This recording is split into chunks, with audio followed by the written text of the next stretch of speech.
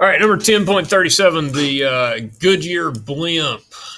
Okay, it's got a lot of helium in it, and it asks us what's the mass of the helium in the blimp. You got pressure, temperature, and volume. So what can you do? Like, what could you solve for? You could do ideal gas law and solve for what? Moles and moles to grams. The only caveat to this is simply that these units we like okay. Cubic feet? Really? Okay. Huh? You looked it up? Okay. Yeah, so we're gonna have to look this.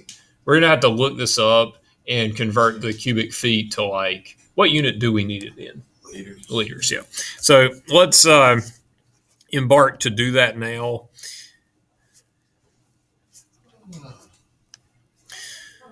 All right, I'm going to go the cubic centimeters route because I don't really know a direct conversion from cubic feet to liters, and I'm not going to cheat and look one up. So it's not cheating, but anyways. All right, so in 1 foot, there are 12 inches. Oh yeah. Sorry about that. Okay. And I know that in every inch, 1 inch, there's 2.54 centimeters. Now, I've sort of kind of intentionally made an error here. And can anybody tell me? Yeah, I need to cube that stuff, right? So this is cubic feet, and this is linear feet in inches. So if I have a 1 foot cube, then each edge of that is 12 inches. So how do you get the volume of a cube? Yeah, you cube it. Length times width times height, right? So the volume in inches of a 1 foot cube is going to be 12 cubed. So that's why if you cube one part of the conversion factor, you need to cube the other. Yeah, because where this comes from is 1 foot equals 12 inches, and if you cube one side, you have to cube the other side. Now, off the top of my head, I don't know what 12 cubed is. It's a fairly large number. It's over 1,000. Yeah. Okay. Thank you. Okay. 1 cubed is 1. That's easy. Now, I've cubed my inches. I also need to do that over here with the centimeters. So I'm going to cube that, cube this. Now that I'm at centimeters cubed, you should remember a centimeter cubed is equal to a milliliter. Yes. Is it really on the reference table? No, I wrote it down. Oh, okay. I thought it might be for a second. So, yeah. All right. Now, in a milliliter, there's 1,000 milliliters. Sorry, in a liter, there's 1,000 milliliters. And that would get us to a unit that we would actually want to have there. So 175,000 times 12 cubed times 2.54 cubed divided by 1,000. Anybody got that yet? 4.96. Now, when we use that quantity, don't round it when you put it into the ideal gas law. Okay, so whatever the full decimal version of that is, go ahead and use that full decimal version when you put it into the ideal gas law in just a second. So PV equals NRT. Solve for N. N equals PV divided by RT. Pressure, 1 atmosphere. Volume, 4.96 E to the 6 liters. Let's see, the gas constant in atmosphere is 0.08206. Yeah.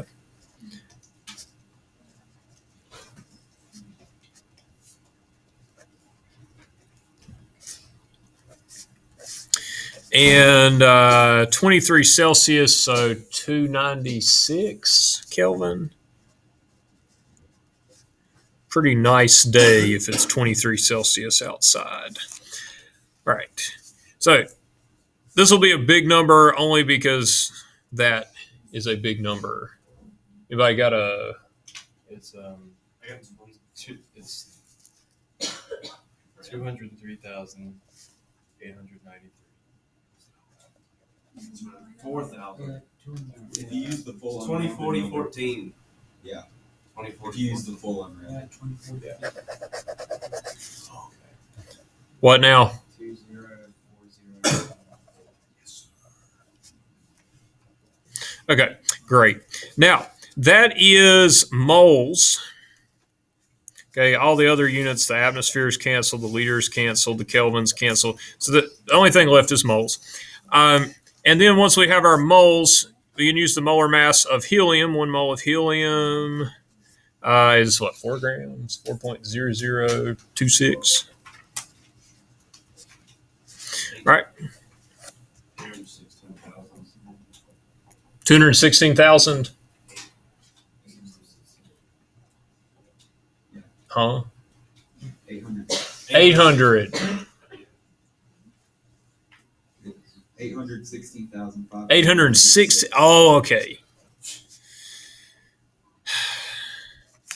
All right. I think 3 significant figures is going to be about, actually, it should be really 2. So let's do that. All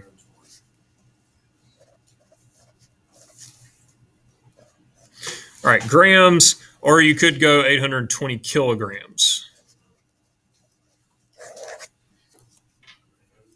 Yeah. She's heavy.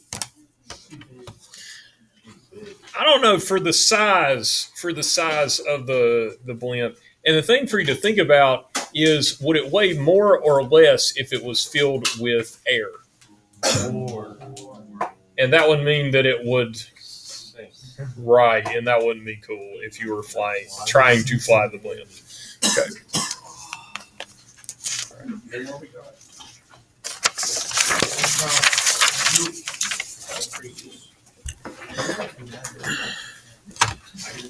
All right, so 10.54 says calculate the density of sulfur hexafluoride gas at 707 torr and 21 degrees Celsius.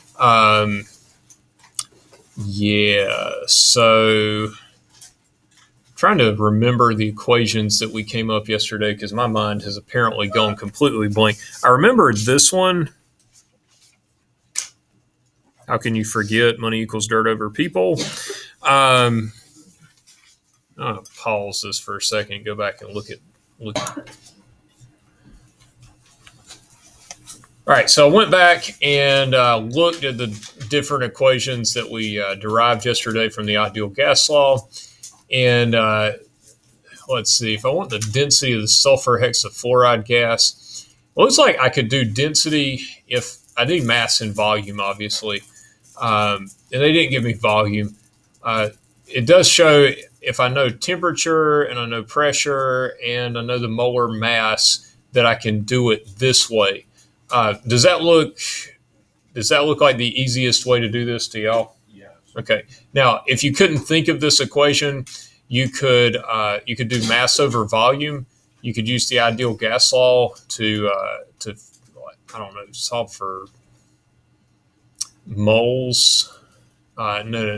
You could pretend you have 1 mole of sulfur hexafluoride and use that to solve for volume of one mole at that temperature and pressure, and then do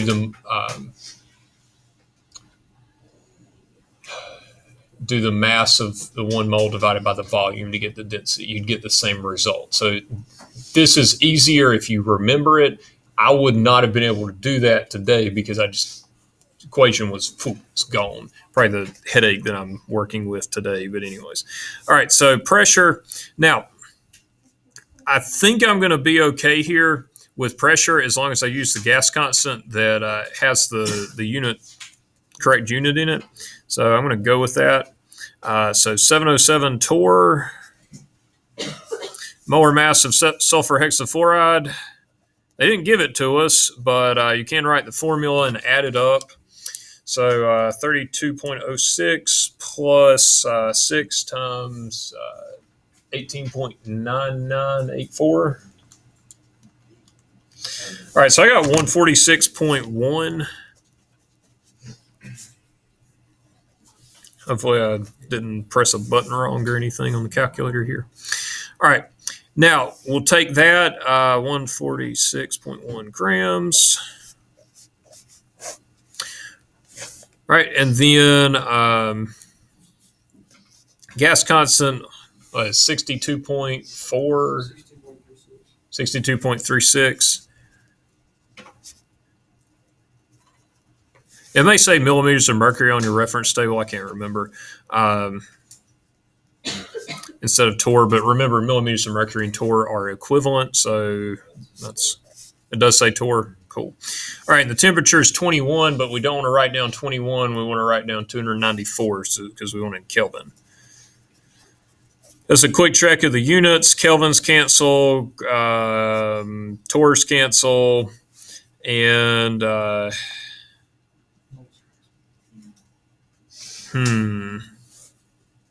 yeah, that should be grams per mole. So yeah, I guess moles cancel.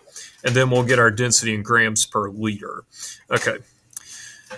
All right, so plug that in.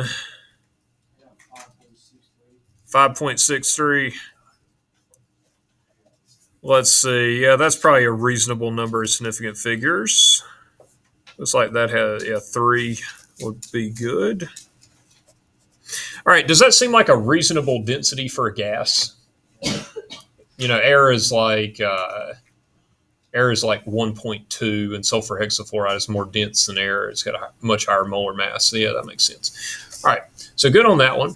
Let's look at part B. So this one wants to calculate the molar mass of a vapor that has a density of 7.135 grams per liter at 12 degrees Celsius and 743 torr. What would be the easiest way to approach that? M equals third of the people. Yeah. So we can. That is the. You know what? Those are the same equation, aren't they? Yeah. Yeah. Okay. So, bless my heart, I remembered this one, and then I couldn't figure out it's the same as that one. Okay, it'll be okay. All right. So yeah, I'll use this form of it because it wants the molar mass. So let's just go ahead and do that. So that was part A. This is part B. And I'll just come in here below it and fill it in. Okay. Density 7.135 grams per liter.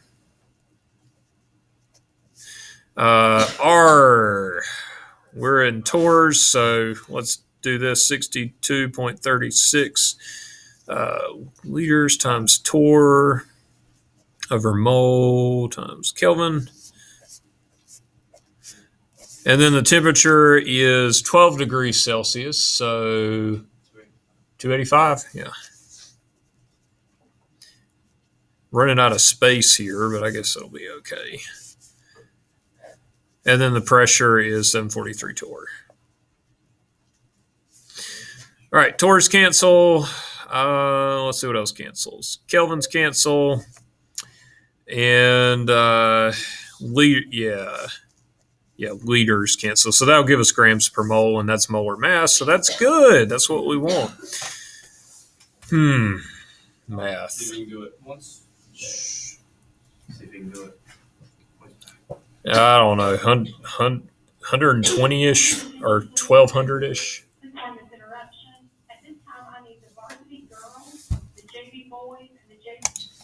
All right, so that at least seems like a reasonable molar mass for whatever compound this is. It's kind of high, but it's not like 5,000. So, maybe that could be something real.